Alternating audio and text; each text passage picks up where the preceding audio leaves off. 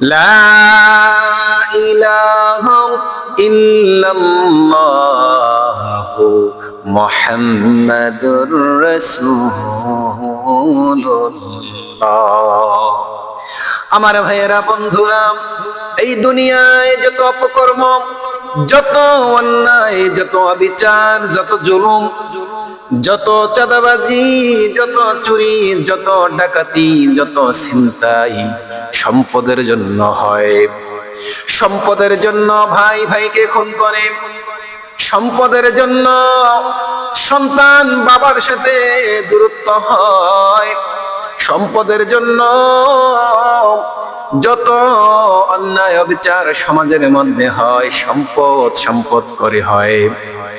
আমার ভাইয়েরা, বন্ধুরা, আজকে আপনাদেরকে সুন্দর একটা আমলের কথা জানাবো, সুন্দর একটা আমলের খবর দিব, যে আমলটা করলে পরে আপনাকে আমার আল্লাহ পাক সম্পদ এমন ভাবে দিবেন আপনি বুঝতেও পারবেন না, কল্পনাও করতে পারবেন না কিভাবে সম্পদ অর্জন হয়ে গেল। কোনোদিনও ঘরের মধ্যে অভাব অনটন থাকবে না। আমার ভাইয়েরা, বন্ধুরা, নবীজির শিখানো এই ছোট্ট আমলটা যদি করতে পারেন রে ভাইয়েরা আমার, আপনার ঘরের অভাব দূর হয়ে যাবে, টাকা পয়সার ব্যবস্থা হয়ে যাবে। ও আমার ভাইয়েরা, বন্ধুরা, সম্মান ইজ্জত বৃদ্ধি পাবে। কি সেই আমল? আমার ভাইয়েরা, বন্ধুরা, আপনি রাতে ঘুমাতে যাওয়ার পূর্বে ওযু করে নিবেন। ওযু করে তারপরে বালিশের মধ্যে যখন মাথা লাগায়া দিবেন, আপনি ছোট্ট একটা দরুদ আছে, ছোট্ট একটা দরুদ পড়তে থাকবেন। সেই দরুদটা 10 বার পড়বেন। দরুদটা হচ্ছে সাল্লাল্লাহু আলাইহি ওয়াসাল্লাম, সাল্লাল্লাহু আলাইহি ওয়াসাল্লাম, সাল্লাল্লাহু আলাইহি ওয়াসাল্লাম। এই যে ছোট্ট একটা দুরূদ, এই ছোট্ট দুরূদটা যদি আপনি 10 বার পড়েন, তারপরে একটা দোয়া আছে, দোয়াটা পড়বেন, সুবহানাল্লাহি ওয়া বিহামদিহি, সুবহানাল্লাহিল আযীম, ওয়া বিহামদিহি আস্তাগফিরুল্লাহ ওয়া আতুবু ইলাইহি, সুবহানাল্লাহি ওয়া বিহামদিহি, সুবহানাল্লাহিল আযীম ওয়া বিহামদিহি আস্তাগফিরুল্লাহ ওয়া আতুবু ইলাইহি।